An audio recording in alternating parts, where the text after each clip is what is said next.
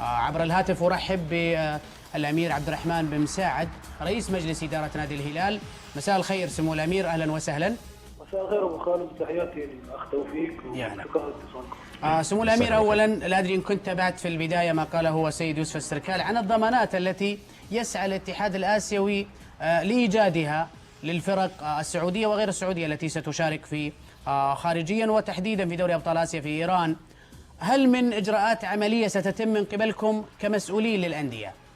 أنا أعتقد الأمر في هذا الاتحاد السعودي هو أكيد أحرص منا على الأندية السعودية بالتأكيد، يعني ما عندي شك أنه سمو الأمير نواف بن فيصل بالتأكيد يولي الموضوع اهتمامه ويولي اهتمام الجميع الأندية وضمان سلامتها وأمنها بالتأكيد. هذا أمر ما هو سهل، بس أنا أبغى أشير لعدة نقاط سريعة إن سمحت لي أبو خالد. أول حاجة الله يطول عمرك أنه يعني غير دول الخليج، غير قطر والامارات والسعوديه اللي مشاركه دائما في كاس اسيا للانديه، الفرق الايرانيه والاوزبكيه لما تيجي عندنا تعامل باحسن معامله، وكل يعني الوسائل موفره لها، لا من ناحيه الاقامه المريحه، لا من ناحيه التمارين الجيده، لا من ناحيه وسائل النقل، لا من ناحيه الامن.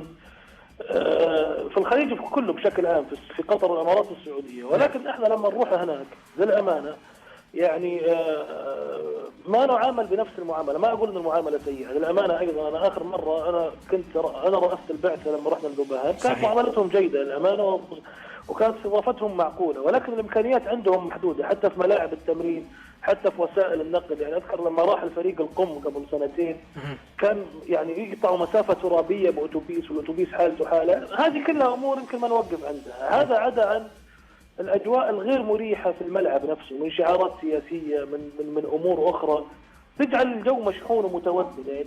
يعني تصير انت ودك انك بس يعني تخلص المباراه وتمشي، يعني ما تكون مرتاح.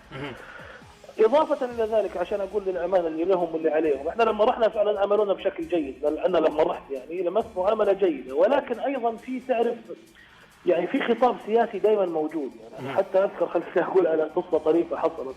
عزمني المحافظ على الغداء، وكان يعني كل بدأ الكلام، كان هو يتكلم بالإيراني بالفارسي ويترجم مترجم. بدأ الكلام بأنه يحكي لي عن الثورة الإيرانية وعلاقة إيران بالشيطان الأكبر والدول، يعني كلام سياسي مؤدلج تعرف، يعني لدرجة إنه بعد ما قاعد يحكي 5 دقائق قلت له معالي المحافظ أنا الأشياء هذه سمعتها من قبل، ليش تحكين عن أصفهان إيش تتميز فيه فالمهم هذه القصه. فهذا عادي الامر، ما هذه المشكله. الحين بس الوضع الان اعتقد انه وضع يختلف جذريا عما سبق. ليش يختلف جذريا؟ يعني احنا ما يعني خلينا نكون اكثر صراحه ووضوح، وهذا الامر ما هو سري انا حقوله، يعني موجود في كل القنوات.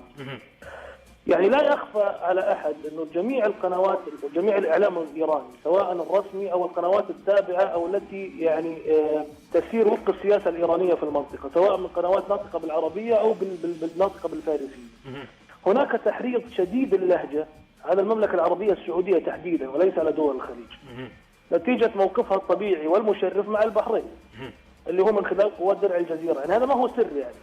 ولكن الخطاب الإعلامي والسياسي الإيراني في القنوات العربية هذه تابعة، سواء قنواتها الرسمية مثل ما قلت أو القنوات التابعة لها حتى في بعض الدول العربية أو اللي يعني تدور في فلك السياسة الإيرانية، خطاب تحريضي غير عادي على السعوديين وتصويرهم بصفات يعني اقل ما اقول انه يعني انها حرب كلاميه واعلاميه كبيره. فانت قاعد يعني في 4 فرق حتروح، هلال ونصر واتحاد وشباب، عندهم مباريات في ظل هذه الاجواء المشحونه.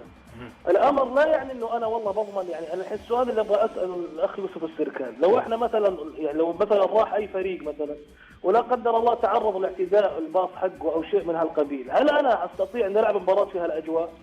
لو لا قدر الله احد مثلا، يعني انت لما تشوف الجو المشحون اللي حاصل هذا، في جو تحريضي، ما هو جو مشحون فقط يعني مثلا خليني اقول لك على سبيل المثال، مثلا يعني البحرين مثلا منعت رعاياهم انهم يروحون للبنان بعد خطاب تحريضي طائفي معين.